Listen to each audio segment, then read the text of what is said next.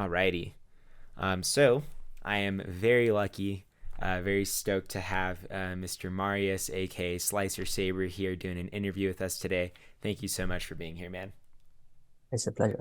Thank you, thank you. So just to start off with, we'll talk a little bit about your YouTube career. So let's start at the origin. What was kind of the inciting incident? I know you talked about it a little bit in your face reveal video, but what was like the one thing where you sat down and you're like, okay, I need to start this channel? Um, I don't. There's quite a few things really. So I think really the big motivating factor is I've always been quite detached from the fencing world. I'm from a small village in the middle of the UK. There's very little fencing near me. I've never really had many big connections to fencing. Um, so it's felt like this big thing outside that I wanted to know more about. So I think that's a big motivating factor. Um, I really liked Cyrus of Chaos's he did fencing videos for after Beijing Right. 2008. So he did analysis of Lopez, Bojkovic, Deci, Pierre, loads of, and I really liked them, especially Lopez. Right, the Um, counterattack video. yeah, amazing.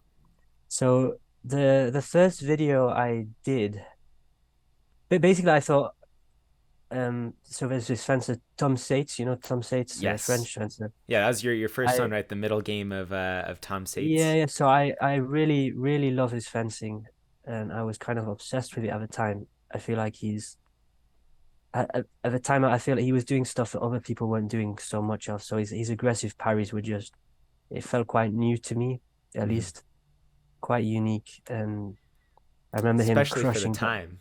Now you kind yeah. of see people stepping into the middle for like a close four now, but back then it's very risky to go for Exactly, that. yeah. And I remember him absolutely destroying Bazadze. I think twice he did it, where he was just running at him, and if Bazadze stepped back, he'd just smack him.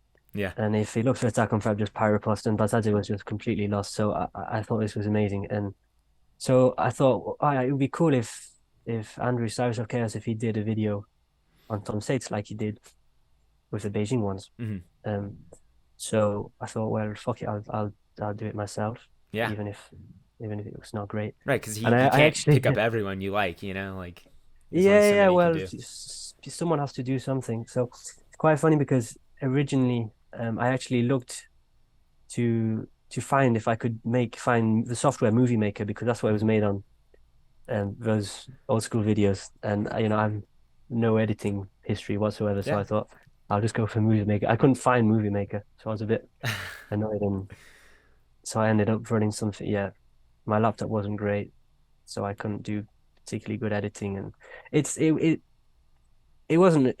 None of the videos at the start were any good, really. I think the analysis is awful. I mean, but it's like Um, you kind of got to dig out all the crap. I think they're still great, but you got to dig out all the crap before you start getting to the good stuff. yeah, and I was making stuff for me more than anything, really. I didn't expect to be where I am now. Hmm. Yeah. That's how it started, and then So, just somehow carried on. I didn't think I'd still be making videos years later. I thought it would just be, oh, I'll just do one off and then another one off, and yeah, and it it's died like out. now, I mean, from my perspective, I know it's different, you looking at your own work, but it's like you're one of like the top three, content aggregators, content generators in the scene, and it's so important, especially in a less mainstream developed sport like fencing, to have a place where the community can come together and discuss ideas, and really that's what you're providing. I think is just like a communal hub space for us all to come together and talk about fencing. So I think that's great. Yeah, um I mean that's how yeah. I've kind of always approached it. Is if I do a video, I assume that most of what I'm saying is probably nonsense, but I'm hoping that people will get together in the comments to talk about stuff, and it's more providing a platform for that than what I'm actually saying. Yeah. And what do you think, or in what ways do you think the channel's main conceit has changed from when you started till now? Like how is like what Slicer Saber is like? How's that changed? Well, I think the big thing is when I started off, I was very much I kept it quite secret. I didn't want anyone to know it was me behind it to quite funny lengths. Like even like my dad, who's my coach, he didn't even know I was doing it. Well, it eventually became fairly obvious, but How'd for you quite a long time. how'd you hide the recording? I mean, oh well, I guess you weren't using your Yeah, voice no, I back was then. using like it was all The text, text, or I yeah. even used like text to speech. And then so that was good in many ways, like because you can say stuff without Yeah. fear of anything. But it kind of limited me, and now I want to do more stuff where I'm talking to other people and getting other people involved, and it's more interesting, but it's more hard work. Yeah. Yeah, I mean, so your channel, started very much as like a compilation style channel. Is that accurate to say, right? Yeah, I mean that's the easiest thing to do. Hmm. So you can do compilations in half an hour, and it's fun. And Yeah. yeah, Throw on some goofy music and hey, you got a video. yeah, Um, so you like I said, you started with the compilation video, but now very recently starting with like the Kim Jong Wan story, right? You've been transitioning into a few longer form content videos, and it's kind of culminated, not culminated because I'm sure you're gonna put out great stuff, but Project Milan, that was like damn near a feature yeah, length film, yeah. So what were kind of the unique challenges in going from something as different as like a compilation style video to a documentary? Like how was that journey? I think that the tricky thing for me is because I'm not particularly, I'm completely on my own pretty much. I'm not in a big club with connected with international fencers, especially. So I don't have a particularly strong network. Hmm. I mean, that's kind of When it starting to comes, change now, no? yeah, bit by bit, yeah, Hmm. yeah. Um, so that was kind of for me. It's always a bit. Um, I never like reaching out to people and asking people, "Oh, can you do this? Do you mind doing this?" And I don't know. Yeah, you kind of have to, but Yeah. I always find that awkward. So No, you're telling me. I was I was going back and forth on messaging you, and I was like, well, worst he can do is say no, So yeah, you just have to yeah, go for it. Yeah. yeah. And so speaking to the Project Milan video a little bit more, for those of you who haven't watched it, go watch it. It's fucking fantastic. In my opinion, the best content that has come out of fencing ever. Thank Um, you. yeah, dude, it's amazing. You can tell all the work that went into it. But it largely focuses on the French team. So, and just from watching your channel, it's easy to see that you kind of have an affinity, for the style of the current, iteration of the Sabre team. So, what about them, personality and fencing wise, has drawn you to make, so much content around them? What makes them interesting to you? So first off, I live in the UK, but my dad is French and he's my coach also. So that's a big connection. Mm, I think for me, so when I started fencing, I didn't really get it. Fencing was my secondary sport for quite a while. I played field hockey. that was sick. That was my main sport, and eventually my dad got me into fencing gradually, and I didn't really understand what fencing was until in 2011 there was the European Championships in Sheffield, which is about an hour and a half from where I live. So we went to watch that, and we saw Bolad Apiti lost in the final 15-14 to Yakimenko, but we were watching Apiti all day. Hmm. I mean, he's just And a marvel to watch. He's got just the incredible, courageous risk taking, and then he's got the technical skill to back it up. It's just so fun. and at that time he was fencing super, super aggressive, very, very fast. And that was kind of what opened up my eyes to, okay, this is fencing. Hmm. Like before I was just standing on a piece holding a saber. Then after that day I was just running at people and smacking them. Yeah, And which it, maybe that's not fencing either, but it's more fun. it's Saber, Um right? so yeah, it was quite that kind of day. That's if it wasn't for that day, I wouldn't be here now, probably. And isn't So it that's so crazy, because I came into the sport pretty late. I started at 18 in college.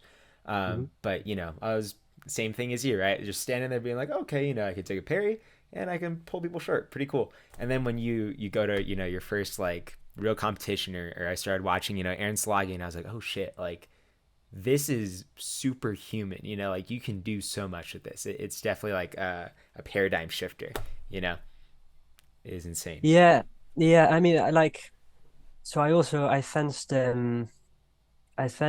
Max Pianfetti in a junior circuit in France, um, in a pool many years ago, and that was quite amazing. I lost five, nearly demolished me, but But the it's stuff you very take away very from that, yeah.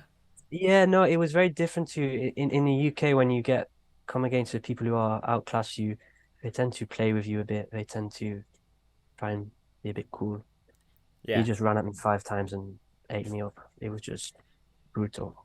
Yeah. Um, so I really like that attitude. And all of those fences,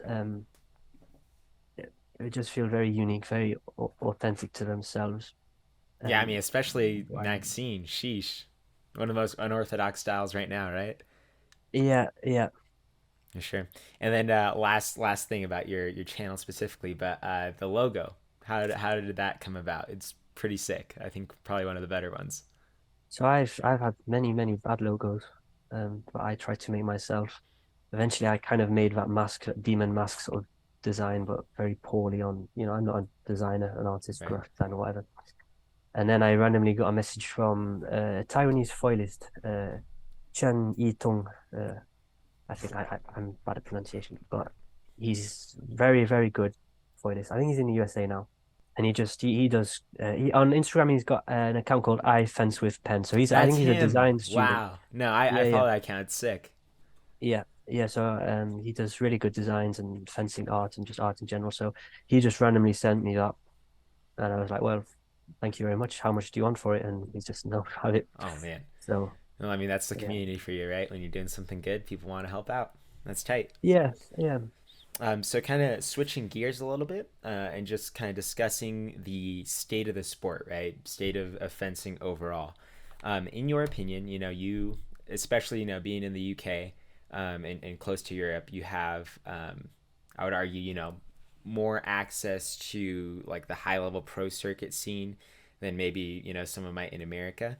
And with that experience, what would you say is the main thing barring this sport from more mainstream success, more mainstream popularity? Because I feel like we can both share this agreement that we have a winning formula right now, and I think there's just something missing in the presentation. So what do you think is holding the sport back? So I think firstly you have to think about fencing, the sport itself.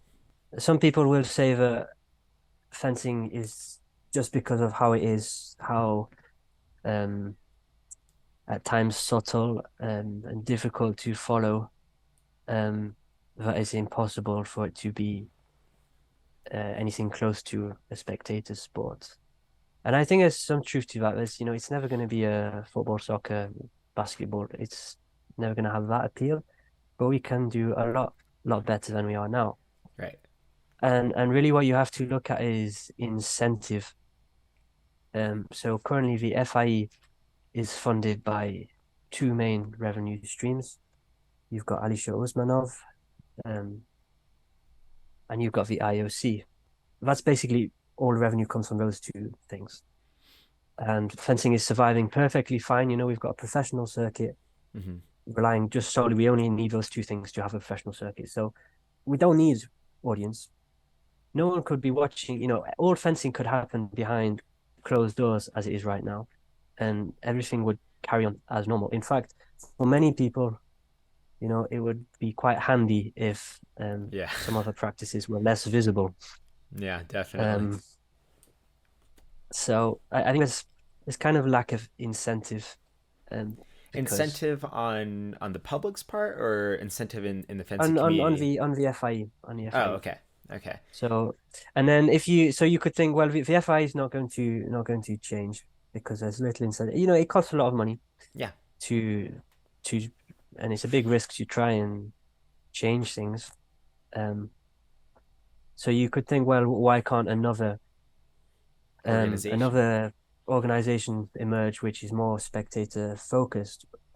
Well, the problem is the FIE have a monopoly on the athletes Right, and that's because the difficult. athletes have to qualify for the Olympics because that's what their federations pay them to do.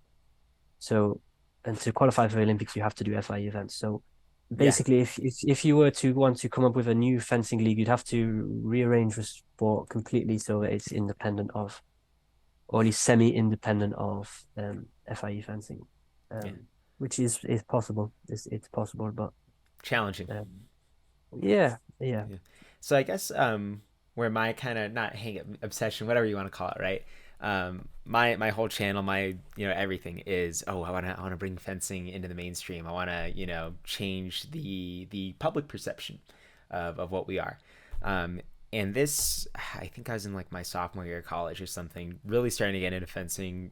Looking up my favorite athletes, and the situation for the U.S. athletes is I think pretty wildly different than like a European fencer or something, just because the sport is not as funded here. And I was reading Monica Askemet, right, women's saberist, 2016 bronze medalist, huge accomplishment, medaling at the Olympics, and she had put out an article where she's like, yeah, I'm like drowning in debt, maxed out my credit cards, doing training, I have to crowd fund for my plane ticket, and like all this like ridiculous stuff, and I was like, there's no way that this would happen in UFC, tennis, basketball.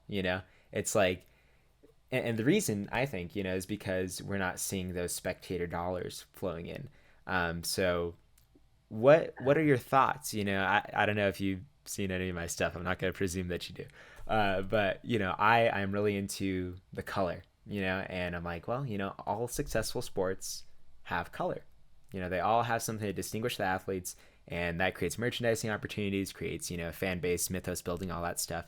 Do you think that fencing could stand to benefit from any of that? And do you think that we are at a place where we can culturally? If you disagree, that is totally okay. Don't feel like you have to say yes. yeah. No, I think all these things to make the sport look better, to present the sport better, will make a difference. For me, the focus shouldn't be on trying to get new people interested in fencing right now.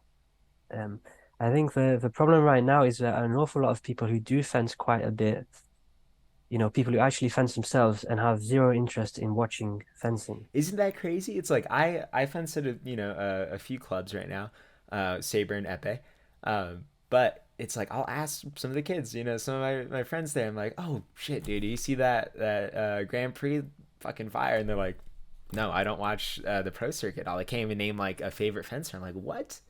Come on, Yeah, yeah. yeah. So that should be, that's before you even start talking about, commentators explaining the rules at the start of a match or It's like that trying to needs make to it more go. accessible to people who Yeah. yeah, you have to first make fencing interesting for fencers. Yeah, and I think actually touching on the commentary thing a little bit, um, if you look at commentary for successful sports, they're not basketball. Oh, you score by putting the basketball in the hoop. It's like they get into the nuance of it, and they appeal to their core audience, and they talk at like a high level about the strategy and stuff. And then it's like the exclusivity and kind of the jargon can attract people sometimes to like, oh, I want to be in on this, I want to know what's going on. So I think that that's where it should be heading as well. In terms of camera work, what do you think about that right now? Because I have pretty strong opinions on that. I think the camera can be a little too far back. In the U.S., the NAC coverage isn't that good. What do you think about the camera presentational style? It varies enormously. Like watching, finals, World Championships finals this year, for example, you cannot get better than that in terms of production quality. I think it's all you need. Mm-hmm. Um, but then you get, for example, maybe I don't know yet, but the Algiers World Cup this weekend, I don't know what we'll get.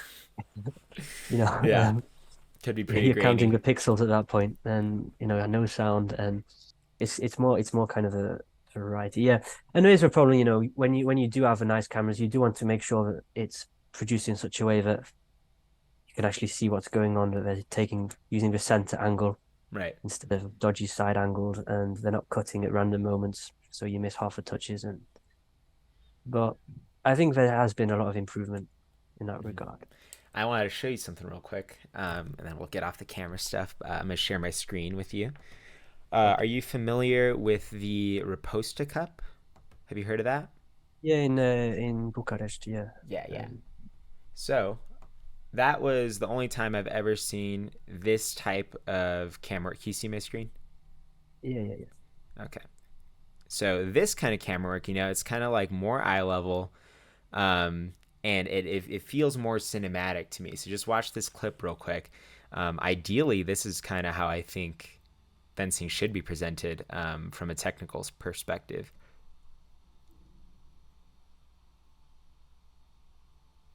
So it's like, Yeah, again, I'm not a camera person, but there is something tangibly different and more dynamic about that. What do you think? yeah, no, it's good. I I like it. Here we go. Let's see. The thing is, for me, fundamentally, fencing is exciting, it's fun. So all the extra stuff, yeah, it helps, but so long as you can just see what's going on, I don't It's the particularly basis of care. what you need. Yeah, so long as I can actually understand, see from a right angle and it's not cutting out of the wrong time. And for quality, as long as like you want high definition as possible. And Yeah. Otherwise, you catch a blade of pixels, like you were saying. Possible to see where that's yeah, going. yeah, So moving to your personal fencing now. Oh, so first off, in that face reveal video, you got the mismatched shoes, right? You got the A6 gel rockets or something on the front, and yeah. I was in a transitional phase. okay. I was gonna say, is that a permanent thing? What kind of sparked that?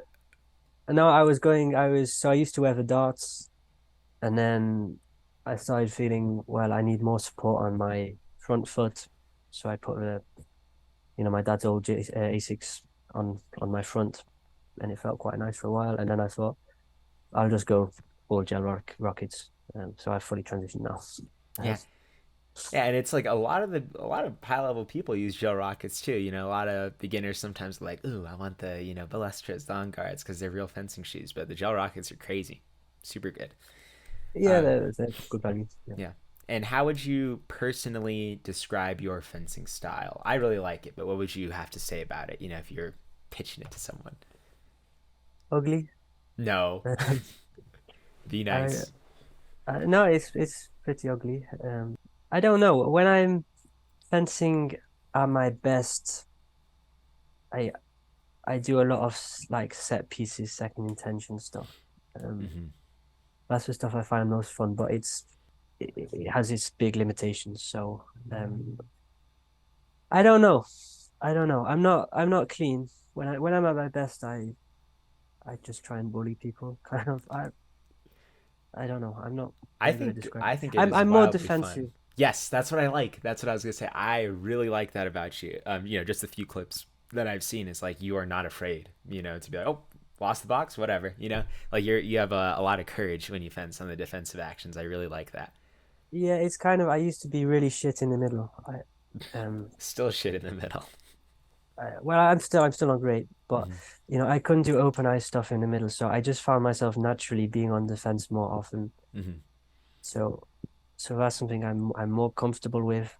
Um, It's I've actually a I've huge I've gotten strength. better. It's a Um, huge strength to be yeah. good on defense. It's like a lot of people they lose right away and they're freaking out. But Well, I think also part of it is when so I don't. I mean, I don't train particularly at the minute. Um, but most of my life, a lot of my training has been with beginners and weaker fencers because there's just not that much fencing near me. And if you want to make stuff challenging against weaker fencers, then you just put yourself on defense, and right. then which is good in some ways because yes, you work your defense, but it becomes a bad habit in that you're too willing to give way in the middle. Yeah, yeah, and Um, obviously any saber fencer knows you lose control of the middle, the tempo in there, and it's a hard pit to climb back out of. So yeah. who or which fencers, professionally or otherwise, have influenced your style the most? Who do you look at? And you're like, oh, I want to try that. I want to fence like that. Well, as I say, first it was APT. Um, when I first started competing, I started when I was, I think, 11, 12. So I did my first competitions. I think under 30, under 14 when I did like my first competition, which was slightly bigger. It wasn't with more than like four people. Hmm. I just ran at people basically and super aggressive actually. I didn't defend at all. I just ran at people and hit them. It'll get you a fair way.